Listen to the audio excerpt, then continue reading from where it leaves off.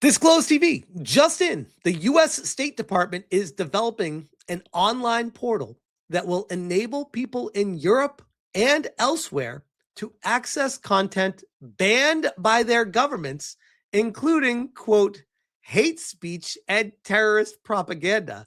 The site will be hosted at Freedom.gov. Holy. Preston Byrne, friend of the channel, lawyer that is currently in a legal battle with Ofcom. This is incredible. Quote tweeting Graham Slattery, who is a White House national security reporter. Scoop, the State Department is planning to launch a website, Freedom.gov, to help users circumvent content bans in Europe and elsewhere. Comes as admin officials have criticized Europe's speech laws. Doge's big balls involved per sources.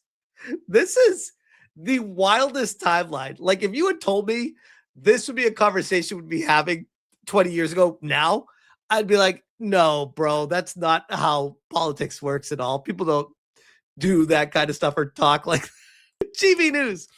U.S. builds online free speech portals so Britons can bypass Labor's internet restrictions. Keir Starmer cries in the corner.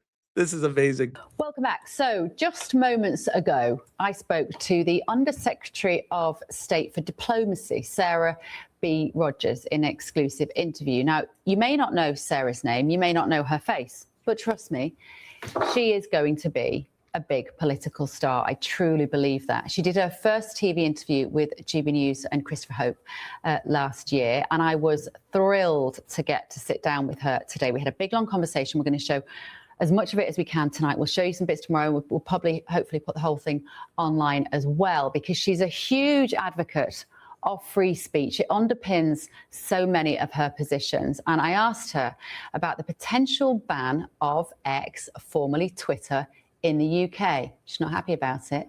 Have a listen to this. In the UK at the moment, two big stories, but particularly today, is this potential ban on X. We had the Digital Secretary Liz Kendall stand up and talk in House of Commons today about this. And just to tell you some of the things that she said, because this is specifically about this AI-generated facility of Grok, because a lot of people watching this may not be familiar with how X works and how formerly Twitter, but there is this facility where this is great, but my goodness, she is so long-winded. I'm like, just get to the question to her. You can post a photograph, or you can ask Grok to, for instance, you can say, can you please make me a photograph of Sarah Rogers from the American government, and I want her in a bikini. Let's go. Like, we're smiling because it's sort of ridiculous, and it can be funny, and it is ludicrous that we're talking about how serious, in my opinion, it's fairly ludicrous that we're talking about stopping somebody making images of people that are not real. Do they not understand, by the way, Keir Starmer and the people in the UK that are trying to ban all this shit, they don't understand the ramifications and slippery slope of saying you can't do that with someone else, like how that will just stop so many things on the internet, so much, like things that you're not even thinking that are connected to what you're creating. And then they can go back to the bikini law saying, oh, it falls under that. You can't do that either. It is about banning, effectively, a cartoon. That's what we're talking about. But Liz Kendall was quoted as saying the UK will bring into force a law to make it illegal to create non-consensual intimate images. And she told MPs a movement. She's over here. She's like, can you just get to the end of the question so I can talk? She's talking the whole time. Let's go. Would also make it illegal for companies to supply the tools designed to create such images. AI-generated pictures of women and children in states of undress without a person's consent, she said, were weapons of abuse.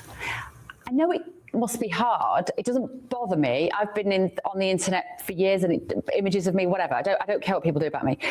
I imagine if you're not used to seeing yourself in that way, maybe it is hurtful for people, but are they genuinely weapons of abuse? I mean, look, trying to conflate speech and violence is something that advocates of censorship have done for a long time.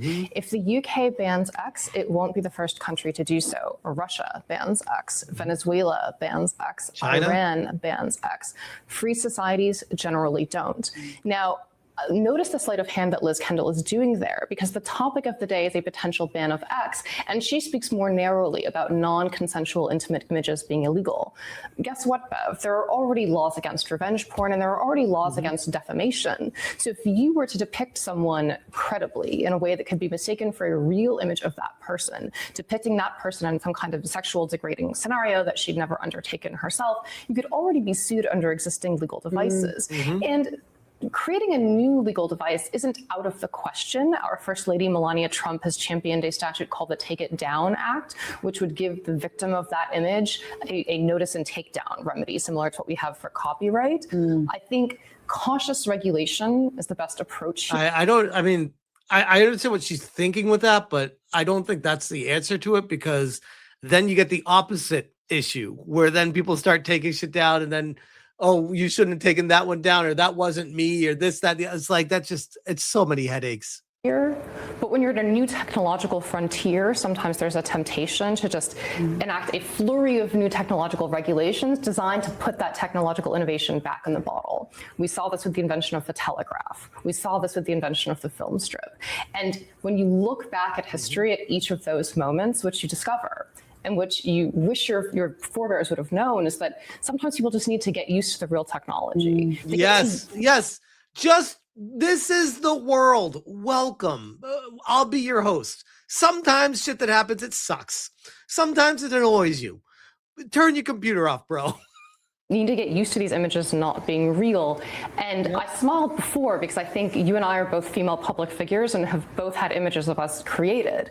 And I'm a male public figure. I've had images created of me all the time, every day. I think people try to do it to me to try to get to me, and I just roll my eyes and laugh. Sometimes I think they're actually pretty fucking funny. I don't understand people that like look at the pictures and it's like, oh my God, I'm going to lose my shit. What it comes down to is control and power, and abusing your power over someone else to be able to enact control over them and push your agenda over theirs. It's literally all it comes down to every single time. I can see why people would find those images uncomfortable, but I'm willing to be a bit uncomfortable if that's what it takes to be free. And that's the promise of a free society. 100%. The U.S. is building a website for Britons and other people overseas to see online content which has been banned by their governments. The Freedom.gov portal will allow users to bypass bans on hate speech in places abroad. So sounds to me like it's just going to be like a VPN tunnel through a website that people can just go to access things that are blocked off in their country. And coming from the U.S. of all places, it's amazing. Officials have discussed including VPN function to make a user appear to be in the U.S. People's activity on the site will not be tracked, according to Reuters. The project was expected to be unveiled at last week's Munich Security Conference by Undersecretary for the Public Diplomacy, Sarah Rogers, who has long raised concerns over free speech in Britain, but was delayed. Ms. Rogers had told GB News just weeks ago that nothing is off the table to open up authoritarian closed societies which censor the internet. Amid a row between Labour and Elon Musk's X platform, she said that given the pro-censorship inclinations of the British state in recent memory, I can't say that we'll be shocked if the government banned it. News of the Freedom Portal emerged practically minutes before Sir Keir Starmer threatened social media firms with fines and bans. Keir Rong-un says, turn off the internet. Quote tweeting the Spectre Index. Breaking, U.S. State Department is developing an online portal that will enable people in Europe and elsewhere to see content banned by their governments, according to Reuters. This is insane. Insane. Preston Bird, UK, censor your site. 4chan, no. UK, we'll fine you £20,000. 4chan, fine. UK, we'll fine you £520,000. Keck, UK, we'll block you here. 4chan, whatever. America, freedom is coming. Freedom.gov. And here is the website. Freedom is coming. Look at this. It gets a little blurry when you put your mouse over it. Freedom is coming. Information is power. Reclaim your human right to free expression. Get ready. This right here might be powerful enough to start international wars. I'm not even joking. Like, this is one of those things that Keir Starmer, if he's looking to, I don't know, delete archives or push agendas, and he sees this kind of thing come out, he's going to have some big problems with it. The PM said that the threats were a way to force them to remove non-consensual intimate images and protect women and girls. Quote, "We are going further, putting companies on notice so that any non-consensual image is taken down in under 48 hours, Sir Keir said in a statement. Earlier this year, Ms. Rogers mocked Labor's promise to, quote, ensure women and girls are safe online by pointing out how, in the real world, one of the party's council leaders called grooming gang victims white trash. The website could spark a row between Washington and Europe over the U.S. appearing to encourage citizens to break local laws." This is like a modern day Tea Party centered directly in Britain. U.S. lawmaker Anna Paulina Luna has in the past threatened to sanction both the Prime Minister and UK itself if Labour banned X. It would also place Britain in the same tier as countries like China, Iran, and Russia. Don't forget North Korea. Before Donald Trump's second term, the U.S. helped fund commercial VPNs to promote democracy globally and help users access free information. The State Department has remained coy on the plans. By the way, you guys remember a little thing called COVID-19 a few years ago? I know it was a while ago. You might have forgotten that they shut down the entire world and we're so worried about disinformation. But in reality, it just turned out that the disinformation was actually facts being spread and it was going against the message that they were trying to push. So they just said it was disinformation, silenced, blocked, muted, throttled you, did not let you get your message out, and then pushed their agenda anyways, proving during the worldwide pandemic or plandemic, depending on how you want to look at it, that none of the information was actually accurate. It was all about control and pushing authority over you. Look at that moment in time. Remember what happened there when these people try to say, oh, we're worried about disinformation. We're worried about the safety of people. Fuck out of here. The freedom of information and letting the people decide and understand what's news, what's true, what's not, and an open conversation. As soon as you start limiting that, you start creating the boundaries of what you are telling people the truth actually is and what isn't. It does not have a censorship circumvention program specific to Europe, it said. It added digital freedom is a priority for the State Department. However, and that includes the proliferation of privacy and censorship circumvention technologies like VPNs. Washington views the move as a way to smash censorship, while officials have long warned that rules like Britain's Online Safety Act limit free speech.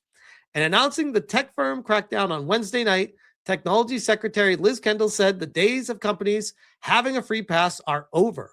She said, no woman should have to chase platform after platform, waiting days for an image to come down. Under this government, you report once and you're protected everywhere. The internet must be a space where women and girls feel safe. Oh, there's that word again. It's for your safety, girls. That's what it is. Respected and able to thrive. No, at the end of the day, this is just about power and control. Matt Lucas. Remember when Starmer said he has great relationship with Trump? Pepperidge Farm remembers. This is amazing. I'm telling you guys, this will be one of the biggest moments in human history when it comes to how the internet operates and works. This site right here changes everything. And I can't wait to see what the fallout is from this, because I'm sure Keir Starmer is going to lose his mind over this. No, you can't do that. They're supposed to be under my control in my country. Stop giving them a way to access information. We need to be able to control the message. We need more pathways. We need more good little boys and girls at the schools. My goodness. This is the greatest thing. I love it. I live for this. I'll leave that there. Nev G for the 5-banger. If Grok is a weapon of abuse, so is a pen, paper, and scanner. I mean, don't get me started on your brain too. I mean, imagine if humans had technology to just put a machine on your head and make you think a certain way. You don't think that would be abused by world governments? It's funny how they try to say certain things are abuse, isn't it?